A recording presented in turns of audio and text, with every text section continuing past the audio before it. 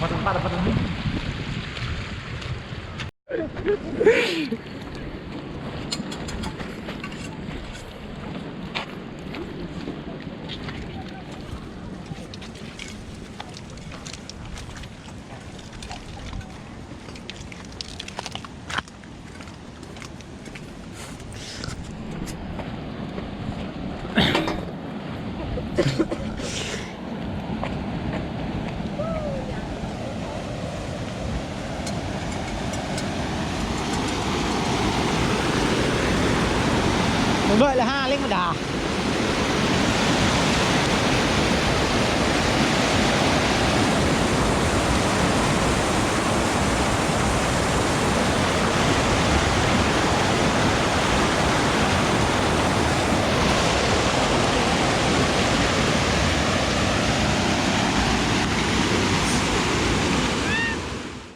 Bạn có thể giới thiệu bản thân của mình được không ạ? Bản thân của mình à? Cũng bình thường thôi. Bạn có người yêu chưa? Mình á? Mình bên này mình chưa có người yêu đâu. Bạn có vợ chưa? Mình chưa có vợ, mình chưa có người yêu.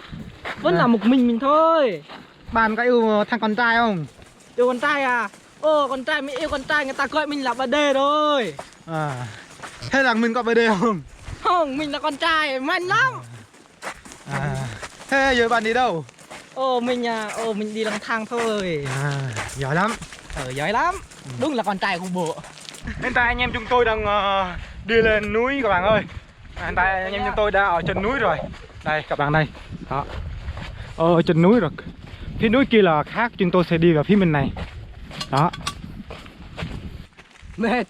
Đó, rất là mệt. Này. Anh này cũng rất là mệt. Không thôi. Không, anh này không mệt. Nếu mệt là người ta gọi mình bờ đề.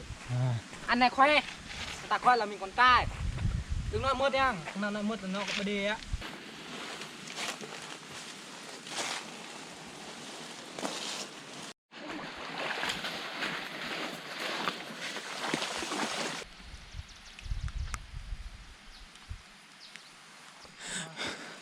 Mệt quá các bạn ơi.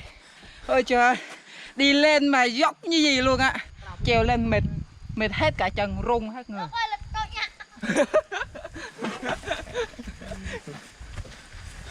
Anh cảm giác cái thế này.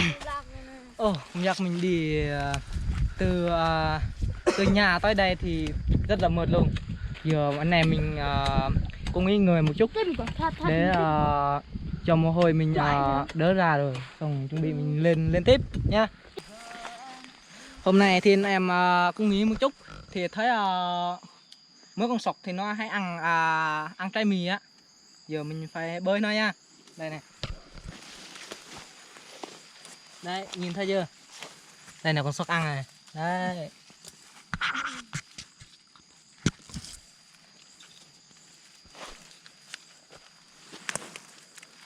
Mạ tao hết, mau bạo kết này đấy. Bịch này. Bây giờ mình phải bơi. Đây nha, miếng này thôi. Đấy.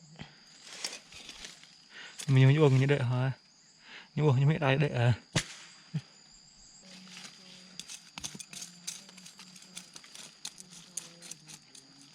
Để mà coi thứ nào chung không? Đấy.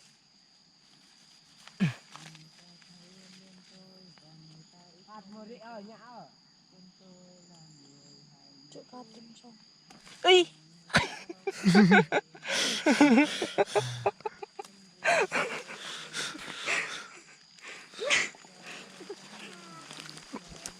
Tự nhiên thì mình đang bơi thì trúng tay mình rồi. Chắc mày trúng chỗ này trúng chuột to lắm nhỉ.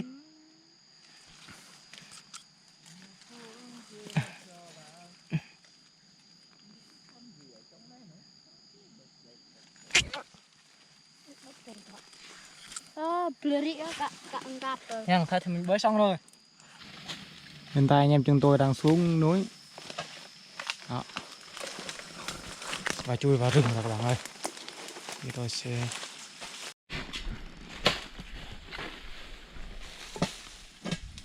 Bang, dân vô bảo là bang.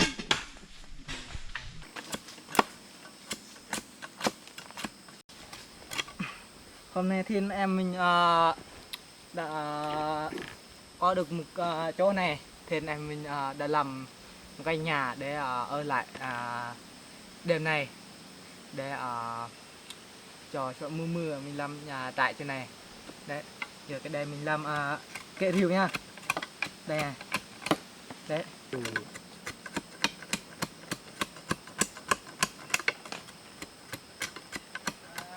Nhị bạn.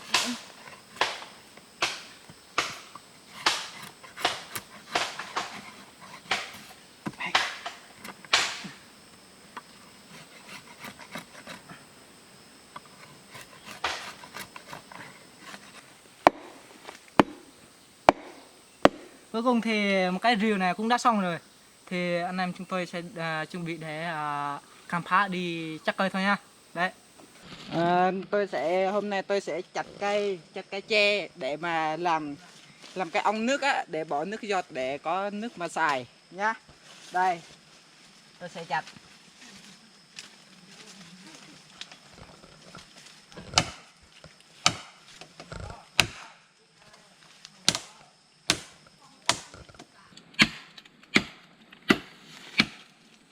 Rồi tôi đã chặt xong nha các bạn. Đây, chúng tôi sẽ đi làm nước giọt. Bây giờ anh em chúng tôi sẽ đi kiếm nước á, để kiếm nước nào để kiếm nước nào mà sạch sạch nhà chúng tôi sẽ lấy nước đó để mà nấu cơm rồi kiếm thức ăn nha. Rồi bây giờ đi. Gần đây tôi đã thấy nước giọt, nước sạch nha. Bây giờ tôi sẽ lấy nơi này để mà lấy nước để mà làm thức ăn thức uống nha. Rồi. Quay. Đây. Nước giọt đấy.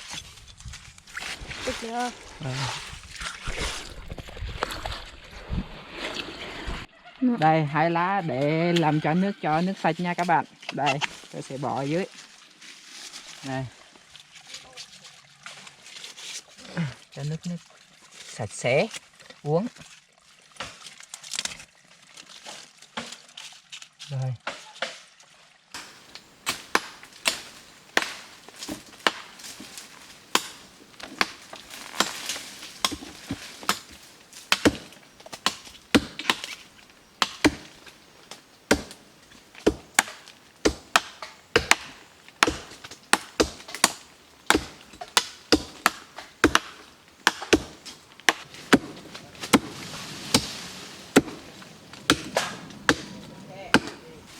Cái chiều này á, người ở nước ngoài nó mới tăng về á.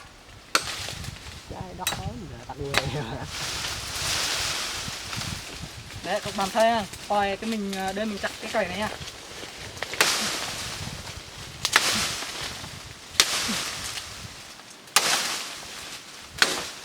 Đấy.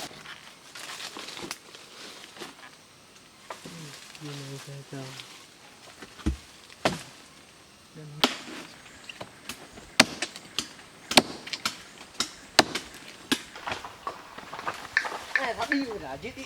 Nè thật đi mình.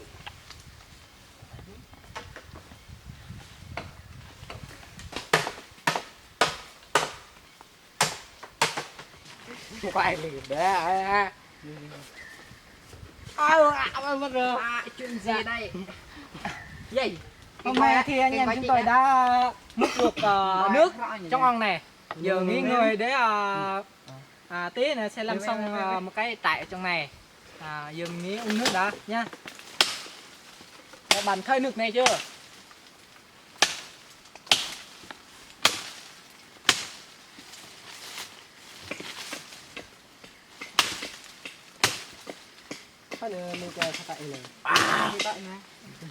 Nước rất là ngon. Bởi vì nước này ở trong rừng á nó rất là lạnh nha, ngon lắm.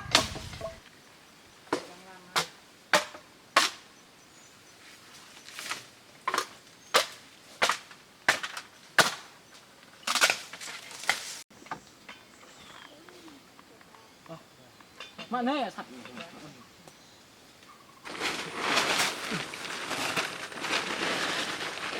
Cuối cùng thì trại này mình đã sắp xong rồi, giờ mình chè tấm bạc trước, sợ mưa á. Giờ đã cũng được 3 giờ rồi. Ê.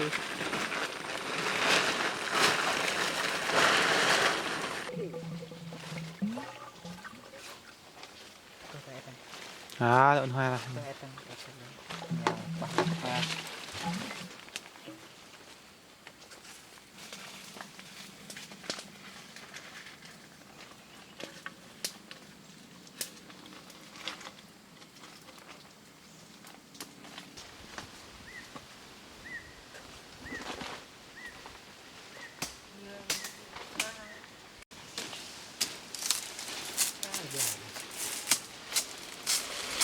Quá.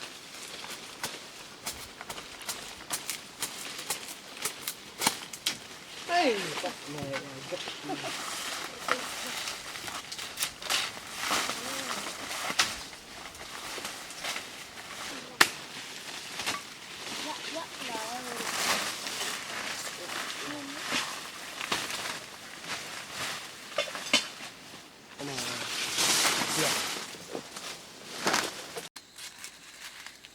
Đây, cơm ngon lắm các bạn.